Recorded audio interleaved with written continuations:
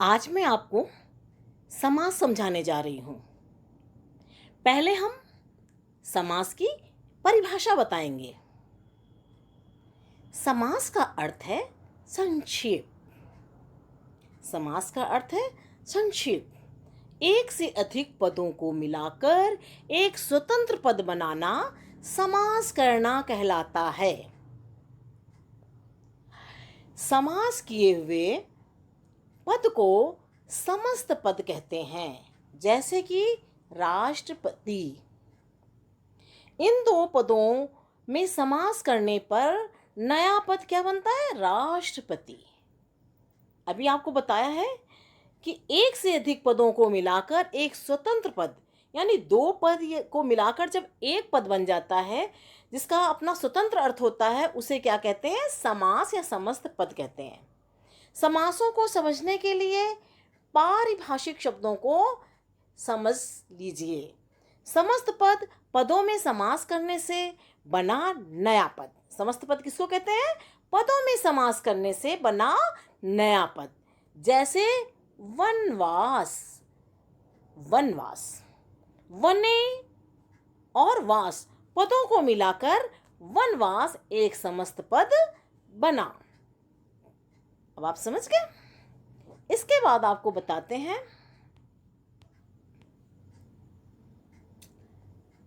द्वंद्व समास। द्वंद्व समास परिभाषा, पहले हमने आपको समास की परिभाषा बताई। अब हम आपको जो द्वंद्व समास है उसकी परिभाषा बताते हैं। जिस समास में पद, सभी पद प्रधान हो, प्रधान मतलब जिनका मुख्य स्थान हो, उसे क्या कहते हैं? द्वंद्व समास। इसके तीन भेद होते हैं: इतरेतर, समाहार और एकशेष। हम आज आपको कौन सा समास पढ़ाएंगे? इतरेतर समास, क्योंकि अब की 10th में इतरेतर समास ही आएगा। सीबीएसई बोर्ड के सिलेबस में 2020-21 के इतरेतर समास परीक्षा में आएगा, इसलिए हम आपको इतरेतर समास पढ़ाएंगे। अब हम आपको बताते हैं द्वंद्व समास के बारे में। इतरेतर द्वंद्व, इसमें प्रत्येक पद स्वतंत्र होता है। प्रत्येक पद क्या होता है? स्वतंत्र होता है।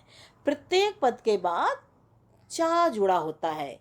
समस्त पद का वचन पदों की संख्या के अनुसार होता है। वचन जैसे जानते हैं, ये वचन जैसे कहा गया है, एक वचन, द्विवचन, बहुवचन, यानी पदों की संख्या कितनी है। अब पदों की संख्या जितनी होगी उसी के हिसाब से आपका वचन बनेगा। चा का अर्थ क्या है? यहाँ चा का अर्थ क्या है? और। कृष्णार्जुनो, कृष्णार्जुनो, यहाँ पे कृष्णार्जुनो, कृष्णार्जुनो, कृष्णा चाह, अर्जुना चाह, कृष्णार्जुनो। इसका होता है कृष्ण चाह, कृष्णा चाह, अर्जुना चाह।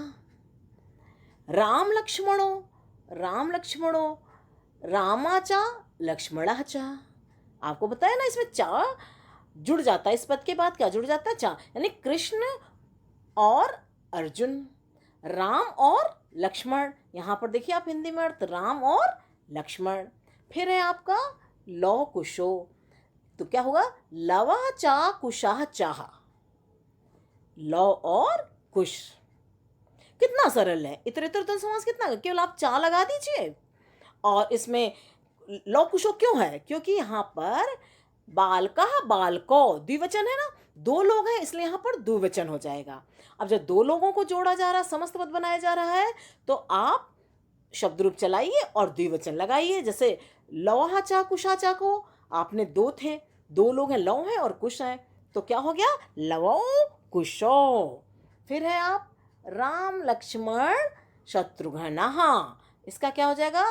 रामः चा लक्ष्मणः चा शत्रुघ्नः चा। अब यहाँ पर देखो तीन लोग हैं, राम, लक्ष्मण और शत्रुघ्न। यहाँ पर क्या हो जाएगा? बहुवचन। आपने यहाँ पर देखा, इसमें शत्रुघ्न में, इसमें बालकः, बालको, बालकाः, जैसे शत्रुघ्नाः, यहाँ पर बहुवचन लग गया। आपको ये चीज़ें समझनी बहुत ज़रूरी है। अब गुरु शिष्यो, यहाँ पर दो हैं तो द्विवचन है। गुरः च शिष्यः च, गुरु और शिष्य। धर्मार्थो, धर्मा च अर्था च, धर्म और अर्थ। धर्मार्थ कामाः, इसमें क्या होगा? धर्मा च अर्था च कामा च। यहाँ पर तीन हो गए। अब देखा बहुवचन लगे, बालकः बालको बालकः, यहाँ बालक के शब्द रूप चले। जैसे धर्मार्थ कामः, धर्मार्थ कामो, धर्मार्थ कामाः। तीन लोगों के होने पर या ज्यादा लोगों के होने पर संस्कृत में क्या हो जाता है? बहुवचन। यहाँ पर हम धर्म, अर्थ और काम। अब हम आपको बताते हैं आगे। माता पितरो, माता पितरो, माता चा पिता चा, माता पिता, और चाहे लिख दो माता और पिता। जय पराजयो, जयः च पराजयः च, जय और पराजय। बिल्कुल सरल है। इतरेतर द्वंद्व समास बहुत ही सरल है। बस आप अपने दिमाग में एक बार ये बैठा लीजिए कि इसमें चा शब्द का प्रयोग होता है, और जब आप अलग करते हैं तो एक एक वचन में हो जाते हैं जय चा पराजय चा। जब आप उनका समस्त पद बनाते हैं यानी उनको जोड़ते हैं तो क्या हो जाएगा? जय पराजय हो। ऐसे हो गया लाभा लाभो, लाभा चा अलाभा चा। लाभ और हानि, लाभ का अर्थ होता है फायदा, अलाभ आ लग गया यानी विलोम हो गया तो क्या हो गया? हानि। लाभा चा लाभा लाभो। हरिहरो, हरिहरो, हरि चा हरः चा, हरि चा हरः चा, यानी हरि हो गए विष्णु और हरः क्या हो गए? शिव। विष्णु और शिव।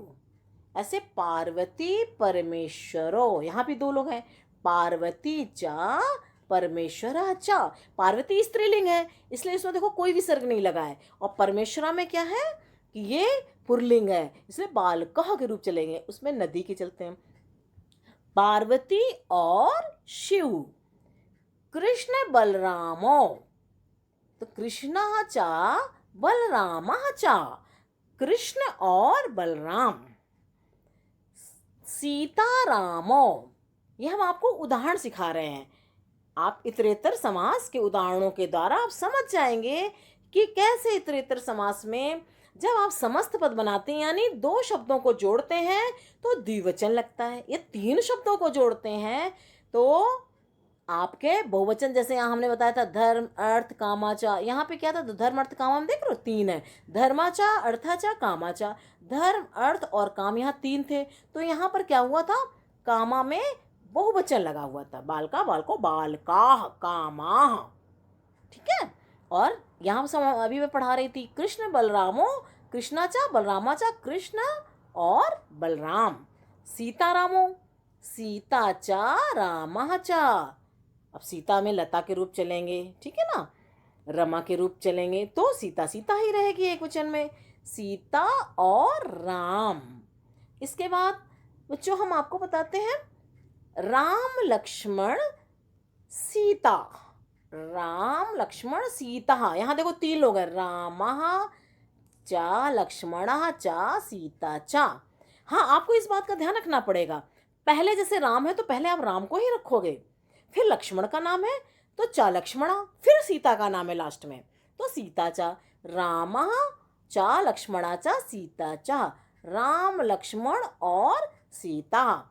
सुख दुखे, सुखम चा दुखम चा, सुख और दुख, सुख और दुख। अब आप ये सोच रहे होंगे सब जगह तो चल रहा था कि सुखम चा दुखम, यहाँ दुखे हो गया, सब जगह औ था, कृष्ण बलरामो था, हरिहरो था, लाभा लाभो था, वहाँ बालक के शब्द रूप चल रहे थे। सुख दुख को नपुंसक लिंग माना गया है, इसलिए नपुंसक लिंग में क्या होता है? जैसे पुस्तकम पुस्तके, पुस्तकानी।